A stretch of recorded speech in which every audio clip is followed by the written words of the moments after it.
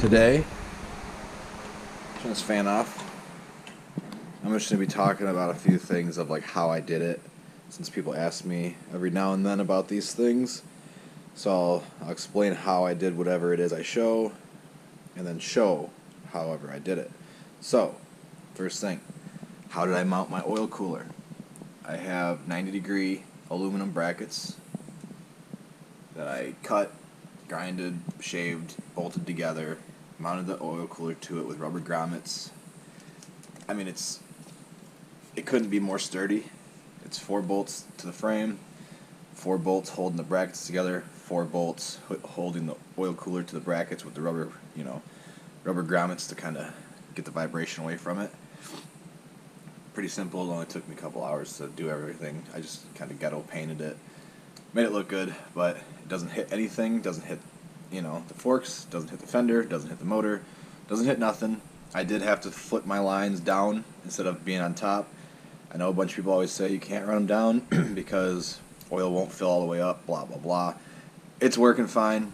Whatever. My lines are -3 push locks with these little things that keep them kind of organized. So you heat them up, you push them on, no clamps, nothing like that. They just stay. Same with at the block. I'll get a flashlight so you can see a little better. Nice, dude. Works so good. Okay, Jesus. So, I don't know if that's going to help at all, but fittings from the block, push locks, 90s to the hose. Same with that one, it's kind of blocked by the other vent. But that's how I did the oil cooler.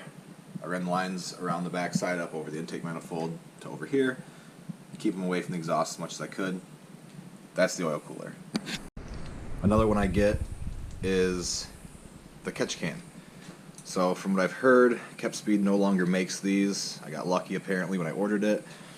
But it is made for the DAX CT70, so it bolts right to the frame. You don't gotta do nothing, bolts right up. I have one line coming from the vent breather for the motor, straight up to this top one here.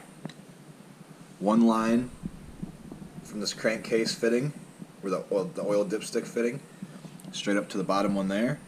And then this line is just a breather that kind of pokes out right there. And then this is a drain plug, which I should probably actually drain it and see if there's anything in there. I haven't done it yet this year. Maybe I'll do that in a minute, but if this were to get full enough to where oil gets past the line of the lower hose here, it'll reroute and drain back into the motor. That's usually not what you want to do, otherwise this thing will fill up and piss it all over the back of it. But it's never, every time I've emptied this thing, it's only had a few, maybe up to here, a few drops in it. I mean, maybe a ½ ounce of oil at most.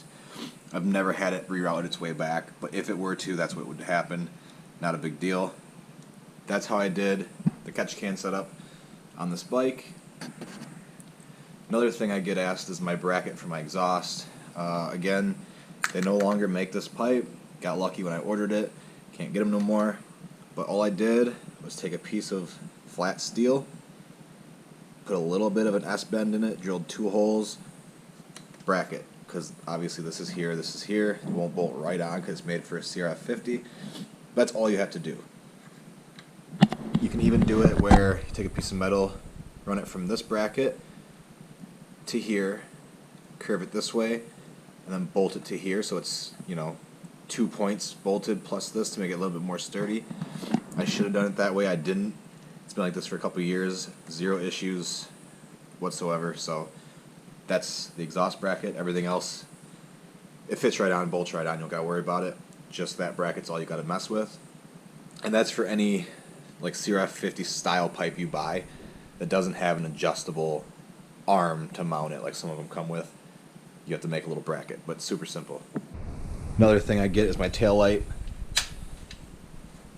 What bracket is it? How's it mounted? This and that. So this bracket I got from Jason, 3D printed. It just slips right on, 2 bolts, and then you stick this Amazon light It's a two-sided tape type deal. Stick it to it, and then run the wires however you want, but I did down under here, up through the hole, wired it in up there. I'll pull the brake.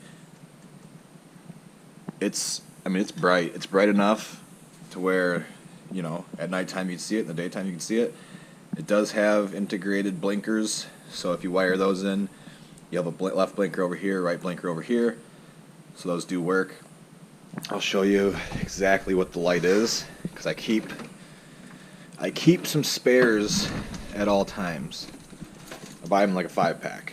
So here's the light, wires, and then it's just this 3M tape on the back, and this is a flexible light. You can bend it however you want. I wouldn't bend it too far, but for that little bit of a curve, it's fine. You can bend it however, stick it on there. That's that. That's the tail light. Super cheap, super easy. They don't last very long. This is like my 4th one I've used in the last couple years because the vibrations or whatever, sometimes the LEDs will start to burn out or they'll vibrate loose and stop working. But overall, for a 5-pack, it's under $20 for 5 of them. If I remember right, it takes 2 seconds to wire them in. You just heat it up, peel it off. So I mean, it's worth it. They're super small, low profile, so you ain't got to worry about really, you know, replace every now and then, who knows. And I ride hard, so maybe I have to replace mine more than other people, but it is what it is. I like them, they're cheap, they work, they're bright, so that's the tail light. Another thing I get asked is how I mounted my license plate. This is really, I did this very quickly just to get me by. I wasn't even planning on leaving it like this, but here we are with it still like that because it works, so why change it? But it does look terrible. I just used some flat aluminum again, drilled some holes. These were 90-degree brackets that you buy at like the hardware store. I just kind of bent them a little bit, and then I used some flat aluminum, mounted it to the fender location under there, and then my actual license plate. I have a steel back plate that I got off the internet with rubber grommets between the plate and the back plate and the license plate with these kind of like dress-up bolts. So that way the plate is mounted to rubber essentially. So there's no vibration of the plate itself because I've had plates break from vibrating. This way it can't. Makes it sturdy. It vibrates a little bit this way because it's just on 2 flat pieces of aluminum. I wasn't planning on keeping it like this, clearly, because, you know, I got a sharp edge here, looks terrible, sharp edge there, looks terrible. But I mean, it sits in a good spot, it's at a good angle, tire doesn't hit it, sits good with the brake light, so I've just kind of left it for like 2 years. Because every single license plate bracket that I've bought, like off the internet, that's supposed to be good, has cracked, fell apart, they're just, I don't know. Aluminum gets a little bit of a springiness to it. It can vibrate a lot before it'll crack on like steel, and it's pretty thick, so I mean it works, it's whatever. I'm not a huge fan of it, but it's still there, so I'm gonna keep using it. So that's how I did the license plate. Alright, throttle and handlebars I'll go over quick because a real common one is what throttle am I using. This is the TRC billet quarter turn. So the whole thing is billet, and then sometimes when you buy the billet ones, the tube is also plastic when you get those. This is fully billet. This is aluminum tube, aluminum roller in here, everything. Because when I do a wheelie, when I pull, the plastic ones can break and the whole grip and tube will come off. This is aluminum. The chances of that breaking is a lot less. I mean, it's got a roller bearing, whatever. It's good. I've used this for a long time, abused it. I've never had a single issue with it. Other than the last one I had, I did strip this because I tightened it too much when I put it on a CR50, but that was my own fault. So those are good, like those. Handlebars, if you got the Bullock front end, I bought Harley Davidson bar mounts. They're Outlaw Racing. The bolts on these things are like 4 inches long. I'll probably be able to show you quick. They're a little bit overkill for the, they're a little bit overkill for the CT, but as you can see, those are long. I have a ton of washers above them also to take up some of the slack. But they're made for Harley, so they're strong. You do have to drill bigger holes in this mounting top plate for the bolts for these to fit through because they're so big. So you have to bore those holes out, mount them, and then it's just like normal handlebars. You just clamp them in there, tighten them up, whatever, you're good to go. But I get asked a lot what my handlebar setup is. Very simple. I think these were like $30 or something like that. Bars were like 30, 40 bucks. Scott pillow top grips. So far my favorite ones I've used. And then the TRC throttle. That's basically my whole handlebar setup. Minus this adjustable lever. Couldn't even tell you the brand.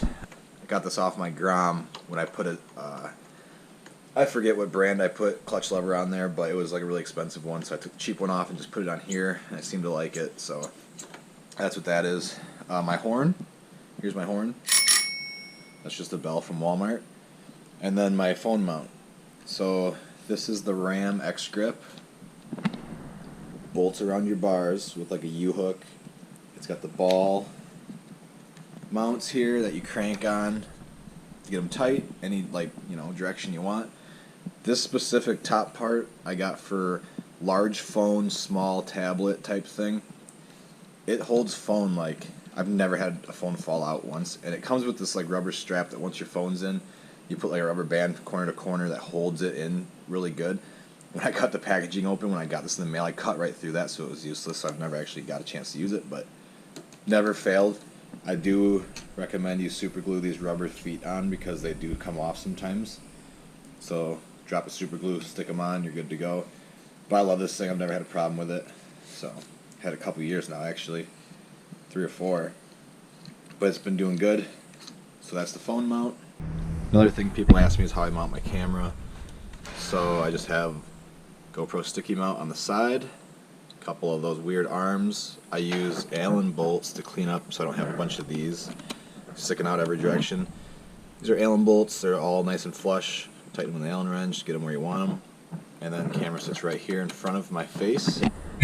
This whole thing, if I can do it with one hand, I don't think I can. Okay, there we go. This whole deal. Oh, I got the microphone cord hooked up to it. But this whole deal comes off. So one big old piece. I have my microphone cord zip tied to it. But that's how I do the microphone setup. My gloves are Crushed MX website.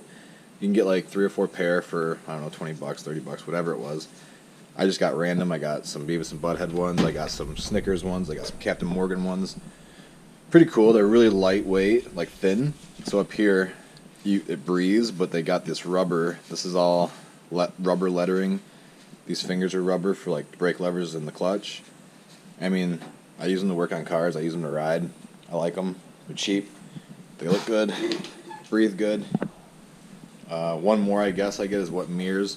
These are some bar end mirrors off Amazon. They're supposed to go on the end of your bar, but they're terrible. Absolutely terrible. And just to be legal, I have to have them on the bike, even though I can't see anything out of these unless I like really move my leg weird and stuff. But this one's stripped, so it just flops all over the place. This one kind of stiff still, but I can't see anything out of them unless I really like bend my knee and hunch over and look out that I can see behind me. But I mean, they're like 90% useless. I rarely look at them. So those are the mirrors. They're super cheap though. Just keep it legal. If a cop's like, "Hey, where's your mirrors?" You know, like I have them. He can't prove that they're useless, but they're there. So that's the mirrors. The headlight. So these are just Farm and Fleet light bar mounts for like a car or something. They don't fit very good at all because they don't go wide enough. They either go too wide if I flip these for the light, or they go too narrow like they are now.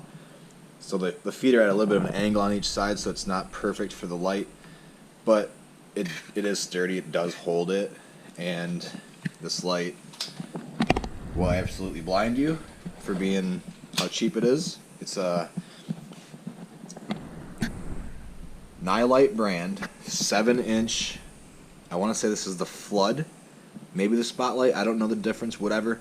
Forget what I ordered, but 7-inch Headlight light bar. That's what it is. Cheap on Amazon. This is the only one I've ever bought. I've had this thing for like 4 or 5 years. Still never gave you an issue. Still going strong. So I mean, it's a good light. And then yeah, just Farm and Fleet light bar brackets. My old front end, I had actual motorcycle brackets here, but they were too big, so I had to put some radiator hose in there to make up the space, but these actually worked really well, except for when I over tightened it and I cracked this one, but it still holds on good. But that was how I had the light on that one. Fit a lot better, but I couldn't use those on this because they were too small. So, but yeah, that's those things. What else? 212. Everyone asked if I have to do anything special to fit it in here. Nope, it literally drops right in. Make sure you loosen your swing arm bolt when you put the motor in. Good to go. But it fits right in. Carb doesn't hit the frame, nothing like that. It is a little tight with wiring, getting everything through here. But I mean, it bolts right on. You don't got to do anything special. I mean, you take a 70 off this thing and put a 212 in it, it bolts right in. So, no big deal. Another thing I wanted to kind of mention, brake pedal. This is some old skateboard grip tape. So basically sticky sandpaper, you put that on there. When you're doing a wheelie, your foot won't drag or slide. It sticks right to it. So you can use that brake, you know, during a wheelie and trust it type of thing. So if you don't, I would put some grip tape on your brake lever there. It really helps. Keep your foot planted on it. What else can I go over that people ask me about a lot? That's really it, I think. My intake, I guess, is a K&N pod filter, I guess you'd call it. You just measure the carburetor inlet, you search for an air filter the same size, and then you buy what comes up. Mine happened to be a K&N, and it seems to be working fine. But yeah, I don't know what else to go over that people ask me about. It's the main things. I don't know.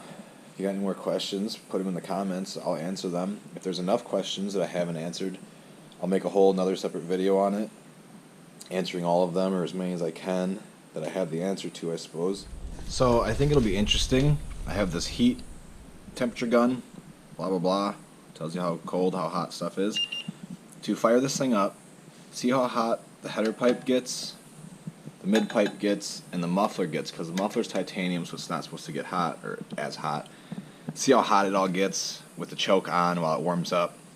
See how hot the actual motor gets, type of thing. We'll just kind of take some heat readings since I've never done it. This is going to get really hot because pretty sure when I had the choke on, this thing runs super lean.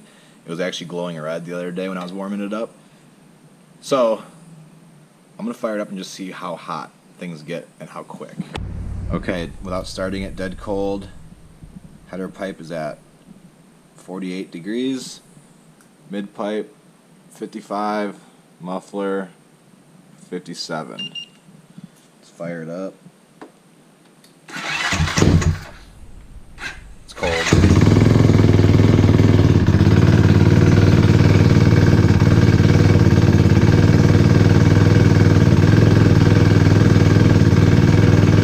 Already at 100.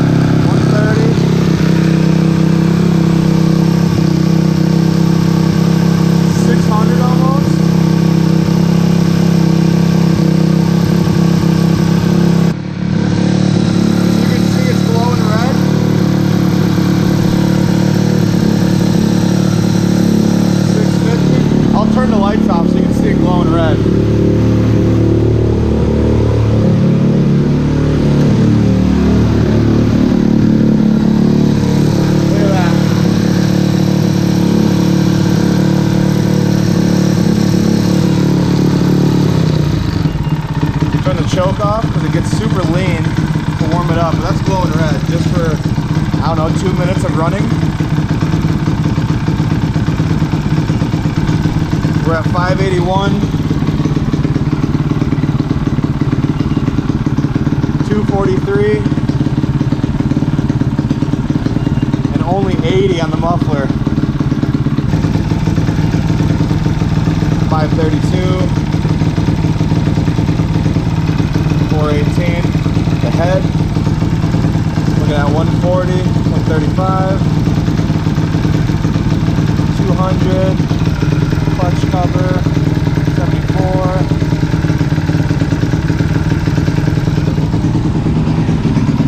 Go to this side.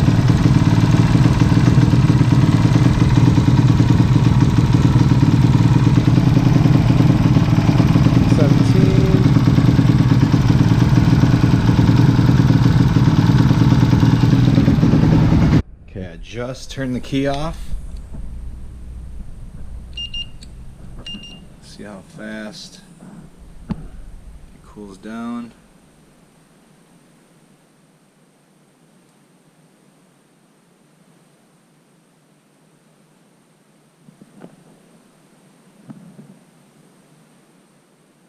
So she's cooling down slowly. Mid pipe, we're at 215, 214. Muffler, we're only at 88. Tip, we're only at 78. So I mean, the muffler being titanium actually stays really cool compared to the rest of it. Even after a ride, I can touch that and it doesn't burn me or nothing. Clutch cover, we're at 80. Head, 146. Case, 116 at the top. Intake manifold. I don't have any of those gaskets that keep the heat from transferring. That's at like about 100, but the carb still pretty cool. About 70 something.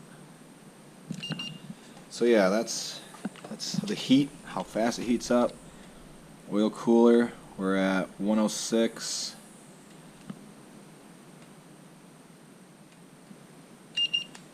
I don't know why I decided to do this, but I've had this out in the garage, so I know everyone's going to be like, oh, 600 degrees on the header pipe, too hot, you're going to melt stuff, you're going to break stuff. Guess what, buddies? It's been like that since day one. Not an issue yet. It's just, I think, because when I ride at night, no matter how hard I beat on the thing, I've never seen my pipe glow red at night. But when you pull the choke, I'm pretty sure it just leans it out super hard to warm it up. That's what the choke does, get things going. And then when you turn it off, it goes back to its normal, you know, mixture, whatever. But it's fine. This thing's been like this the whole time. I ain't worried about it. Let it glow red when it's warming up. I guess it gets hotter faster. But yeah, that's how hard the exhaust glows, how fast it gets hot, where it gets hottest, where it doesn't, how fast it cools down, blah, blah, blah, how hot the case gets, the head, the carb. And this is obviously sitting with no airflow. We're in a garage that's closed. There's no windows open. There's no breeze. There's no nothing. So, yeah, I mean, obviously temperatures will be different when you're riding. But it's just a general idea. I mean, this thing hit like 400 degrees within like the first 30 seconds of running. I put the heat gun on the exhaust manifold collector for the turbo on this car. Started at 62 degrees and it got to like 300, but it took like 4 minutes to get hot. This thing's like now. So, I don't know. Take it for what it is. I just was bored. Decided to try that out because I never knew how hot anything got when it warms up. But now you know. Don't touch the header pipe. Don't touch anything from here to here. And you'll be golden.